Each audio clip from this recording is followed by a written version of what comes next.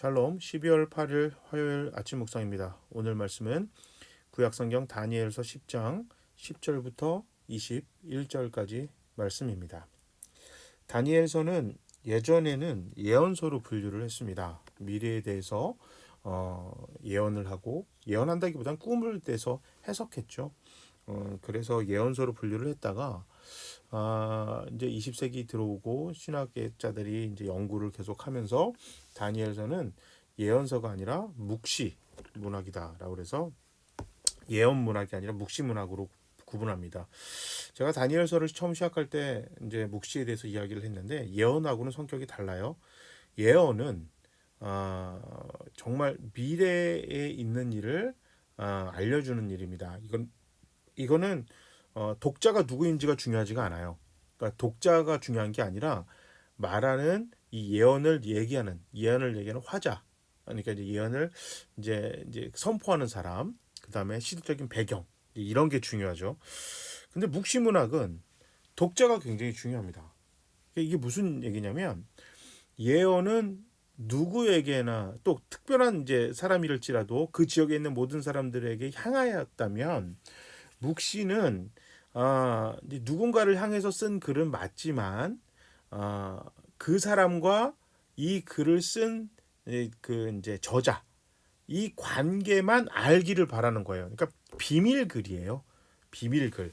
그러니까 마치 예전에 우리 독립운동할 때뭐 시로 표현하고 소설로 표현하고 뭐 해서 막 이렇게 보내잖아요. 그런데 우리 옛날 독립운동할 때 보면 조선 사람들만 알 수 있는 그런 뭐라고 그래야 되나요? 얼이라고 그래야 되나요? 그 정신, 문화, 역사 이런 게 있지 않습니까? 그런데 외국 사람들은 또 좀 시간이 지나서 그 과거의 거 보면 잘 몰라요. 안다 하더라도 이게 좀 애매모호해가지고 이걸 가지고 뭐라고 해야 되나 말아야 되나 이제 뭐 그럴 만큼 그렇게 비밀스러운 글이 묵시문학입니다. 대표적인 게 구약성경에서는 다니엘서, 그다음에 신약성경은 요한계시록입니다. 그래서 예전에 요한계시록을 요한 묵시록 이렇게 했어요. 그런데 마치 계시록이라고 이름을 바꿔놓으니까 이제 마치 그 예언서 같이 느낌이 드는데 요한 묵시록이었어요. 근데 왜 계시록이라고 바꿨냐면 묵시라는 거는 우리만 알아야 되는데 이제 비밀이다. 이제 뭐 우리는 다 이제 알게 돼버렸잖아요. 이제 시간이 됐으니까 그래서 이거를 꼭 비밀스러운 글보단 누구나 다 알아야 된다. 그래서 계시록 이런 식으로 뭐 해석됐다라는 뭐 얘기가 있긴 있었습니다. 뭐 어쨌든 중요한 건 오늘 본문을 읽고서 독자들이 이 다니엘서를 읽는 사람들이 어떤 마음을 갖기를 원하는 특수한 목적이 있게 쓴 글이 다른 것도 마찬가지지만 그것보다 더 특별하게 아주 확고한 목적을 가지고 쓴 글이 바로 다니엘서인데 오늘 본문에 굉장히 잘 나와 있어요. 이게 뭐냐면 자 11절에 너무 잘 나와 있습니다. 하나님의 큰 사랑을 받은 사람 다니엘아. 하나님의 큰 사랑을 받은 사람. 다니엘이 중요한 게 아니라 하나님의 큰 사랑을 받은 사람. 누가요? 기도하는 사람. 어려울 때 끝까지 기도하는 자가.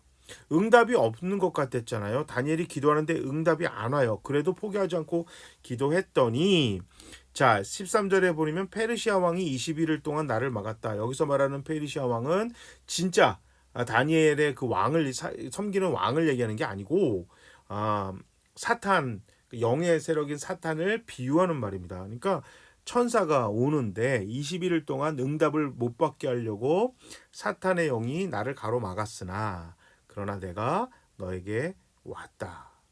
그리고 18절에 보면 사람같이 생긴 분이 다시 나를 만지며 내게 힘을 주었다. 이게 지금 우리는 이게 뭐 마치 사람같이 생기신 분, 예수님인가 보다 이제 이렇게 이제 얘기를 하지만 구약 성경에서 이게 그 보면 아주 위급하고 특수하고 아주 특별한 목적을 지닌 이제 그 하나님의 사자가 메신저가 지나갈 때는 사람의 모습으로 지나갔습니다. 아브라함이 그랬죠. 소돔과 고모라를 무너뜨릴 때 사람의 모양으로 지나갔어요.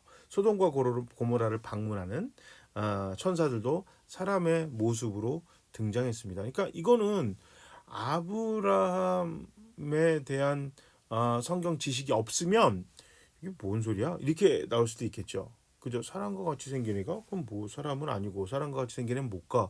이렇게 얘기하는데 하늘의 사자인데 특별한 목적으로 다니엘에게 왔고 사람의 같은 모습이다.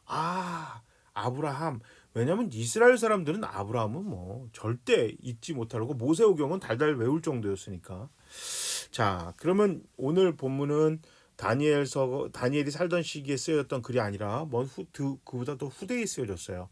당시에 이스라엘이 굉장히 힘들 당시에 쓰여졌거든요. 그러니까 뭐예요? 어렵고 힘들 때 기도해라. 믿음을 저버리지 마라. 참고 인내하라. 그러면 누가 우리를 위로하고 도와줘요? 하나님이 메신저를 보내서 또 우리의 그 은혜를 통해서 우리에게 직접적으로 도움을 줄 건데 왜? 너희는 하나님께 사랑받는 사람이기 때문에. 하나님의 사랑받는 사람은 뭐 해야 된다? 인내하며 참고 기도하고 믿음을 저버리면 안 된다. 이 얘기예요. 그럴 때 얼마나 응답이 안 오지? 하늘을 권세 잡은 그 사탄이 응답을 가로막고 있었기 때문에 응답이 늦어지는 거다. 그럴 수도 있다. 그러니까 너희가 할 거는 기도하라. 참고 기도하고 인내하면 아브라함이 이렇게 지나가는 하나님의 메신저를 보고 그 일을 붙잡고 대접하고 축복하고 했던 것처럼 이게 너희의 그 응답을 들어줄 인자 같은 이가 너를 찾아온다. 여기서 또 굉장히 비밀이 하나 숨어져 있어요. 아브라함이 그 천사를 만났을 때 소돔과 고모라를 가는 천사들이 거기 너무 그 심해서 멸망시켜야겠다. 그러니까 뭐 아브라함이 거기서 의인을 몇 명만 막 깎을 대로 깎잖아요. 그런 하나님이시라는 거예요. 계획은 막 이랬지만 하나님이 사랑하는 사람들의 기도를 해서 부탁을 하면 하나님이 그 부탁대로 응답해 주시는 하나님이시다. 이거는 이스라엘 사람들은 인자 같으니까 그럼 딱 그 마음이 오는 거거든요. 아브라함, 소돔과 고모라를 멸망시켰던 아브라함. 근데 멸망시킬 힘이 있고 결국 소돔과 고모라가 멸망했죠. 그러니까 오늘 본문을 읽으면 어떻게 해요? 하나님이 사랑하는 사람들, 지금 우리를 괴롭히고 있는 저 무리들을 하나님이 멸망시킬 건데 우리는 어떻게 기도하고 하나님 앞에 인노하면서 믿음을 저버리지 않는다면 그 와중에서 하나님이 우리를 지켜 주실 것이다. 이거는 성경을 모르면 절대 해석할 수가 없죠. 이게 묵시예요. 이게 묵시입니다.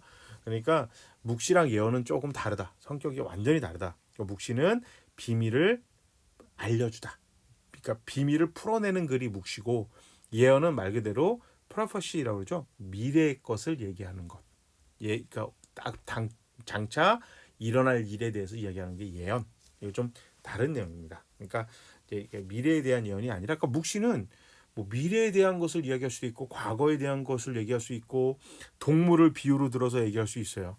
그러나 저자가 또 독자가 이거를 보고 이걸 얘기하려고 그랬구나라는 걸 확실하게 알 수 있을 만큼 확실한 그런 사인들이 글들에 숨어져 있다. 이걸 발견하는 것도 성경을 읽는 하나 재미입니다. 어려울 때 우리 기도합시다. 포기하지 말고 기도합시다. 코로나19뿐만 아니라 더 힘들었던 것도 하나님 지켜주셨던 주님이 우리를 지켜주실 겁니다. 제가 한번 기도하겠습니다. 하나님, 다니엘이 기도하는데도 응답이 안 와서 답답했을 거지만 이 노년의 다니엘이 포기하지 않고 기도했더니 결국 주님 응답하셨다.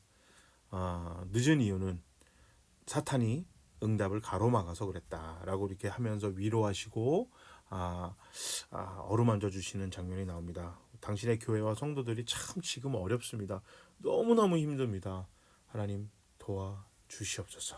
우리 주님 예수 그리스도의 이름으로 기도합니다. 아멘. 자, 코로나19 2.5 단계가 이제 시작이 돼서 많이 힘듭니다. 이제 교회도 비대면이 원칙인데 이제 구청이랑 상의를 해보고 결정하겠지만 여러분 그래도 우리 어려울수록 더 힘내 기도합시다. 자, 모두 화이팅. 오늘도 샬롬.